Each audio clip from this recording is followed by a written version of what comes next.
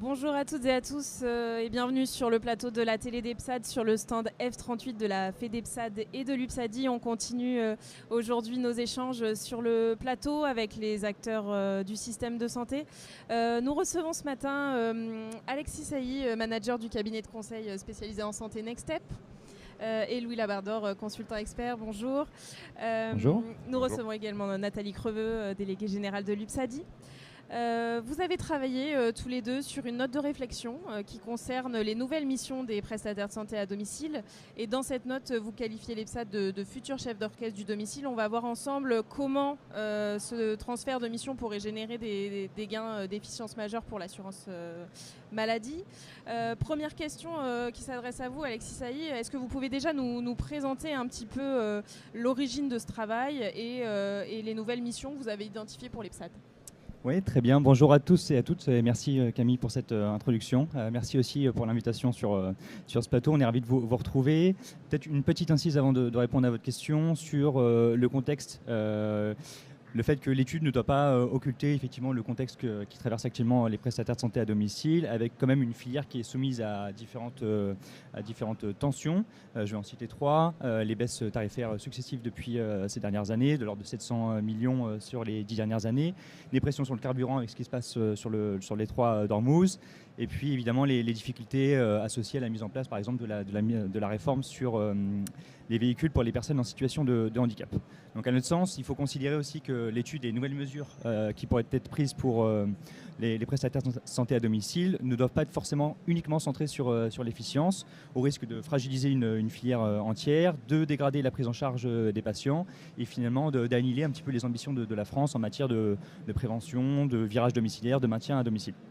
Donc à notre sens, et ça j'en finirai là sur ma petite incise, il est important à notre sens d'engager quand même une concertation avec les pouvoirs publics pour penser, pour échanger sur l'avenir de la filière au sens large, avec une reconnaissance quand même plus étendue de leur mission et du rôle des PSAD auprès des patients, avec une régulation qui soit plus cohérente, plus lisible et qui je pense qui soit plus adaptée aux réalités du terrain. Donc c'est une approche qui nous semble constructive pour en penser un modèle pour demain. Donc à propos d'approche constructive, et j'en viens à votre question, l'UPSADI nous a effectivement mandaté pour identifier de nouvelles missions en 2025 visant à renforcer la place des prestataires santé à domicile auprès des patients pour répondre aux différents besoins du système de santé. Merci beaucoup Nathalie. Peut-être pour compléter, en quoi c'est important d'engager ce type de travaux pour la reconnaissance des PSAD ? C'est-à-dire que notre réflexion est basée sur le fait que les prestataires de santé à domicile, ce sont quasiment 40 000 salariés, experts, qui chaque jour se rendent au domicile des patients. Ils accompagnent 4 millions de patients. Ils interviennent certes sur prescription médicale, sur des actions qui sont identifiées, connues et reconnues globalement. On est convaincu que cette position au plus près des patients, sur l'ensemble du territoire, il n'y a pas de zone blanche, il n'y a pas de désert médical dans la prestation de santé à domicile. On est convaincu que ces professionnels qui ont acquis une expertise, qui sont bien souvent le lien entre le patient, entre le patient et le prescripteur. On est convaincu que ce sont des ressources qui doivent être exploitées au-delà de ce qu'ils font aujourd'hui. Et de notre point de vue, il paraissait intéressant de se pencher sur, au-delà des missions qui sont actuellement réalisées par les prestataires, de réfléchir plus loin, plus haut peut-être, prendre un petit peu de hauteur sur ce que sont les missions aujourd'hui et de se dire comment demain ils pourraient intervenir davantage à la fois en amont de la prise en charge des patients, donc dans la prévention, mais aussi en termes de suivi au-delà de ce qu'ils font aujourd'hui. Alors Alexis, vous allez nous parler un petit peu plus de justement comment mobiliser davantage ces PSAD et dans quelles missions ? Alors je sais Louis rentrer dans le détail de chacune des missions, mais en tout cas l'étude de Next Step réalisée donc, en 2025 a identifié donc, 10 missions principales sur lesquelles pourraient être investis les prestataires de santé à domicile dès demain pour certaines. il y a 3 facteurs un peu qui nous ont orientés dans nos réflexions.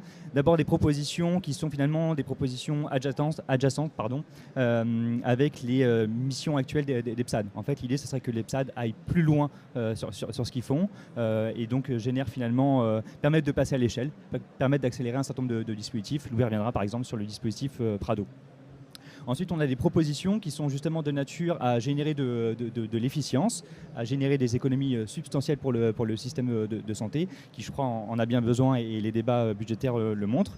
Et puis des propositions qui nous paraissent aussi innovantes parce qu'elles répondent à un besoin non comblé à date. Il y a par exemple une proposition sur le développement de la recherche clinique à domicile, sur lesquelles effectivement on pense que les PSAD pourraient avoir un rôle légitime à jouer.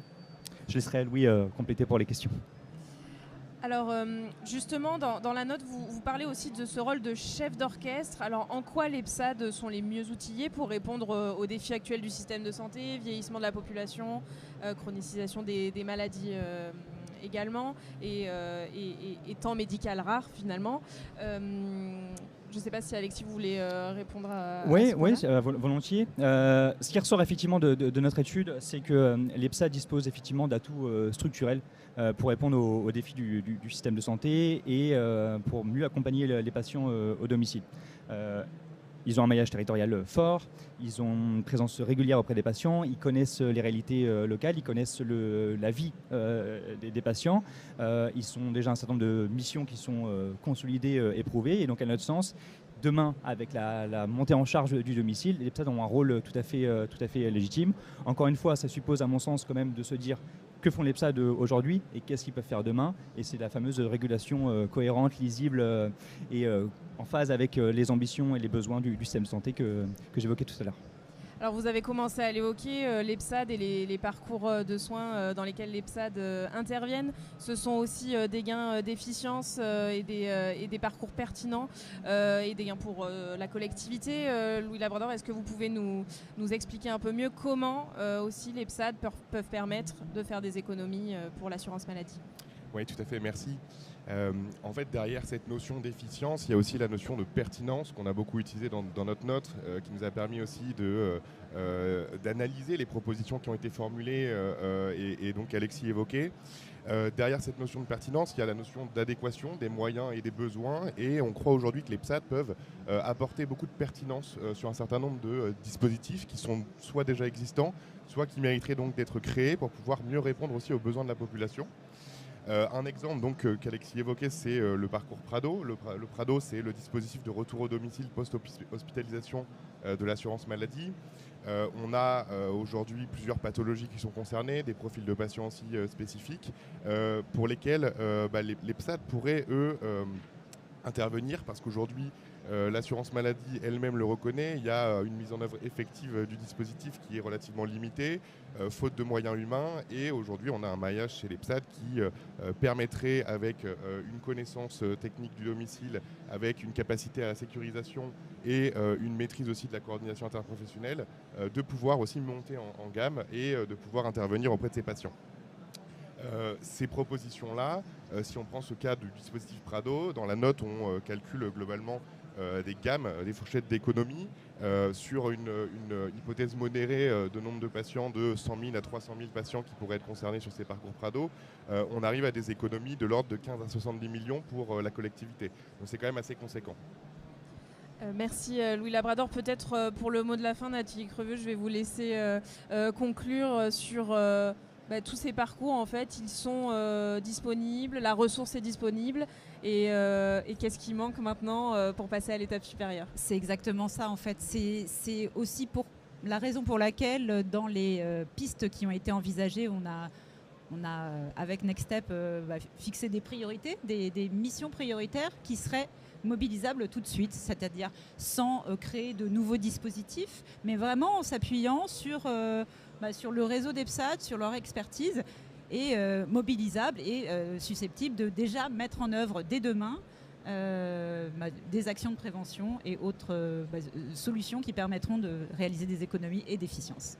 Merci Nathalie Creveux, merci à tous les deux également d'avoir été présents ce matin sur le plateau de la télé des PSAD. Vous pouvez retrouver cette émission en replay sur la chaîne YouTube La Télé des PSAD et nous retrouver sur le stand F38. Merci beaucoup de nous avoir écoutés.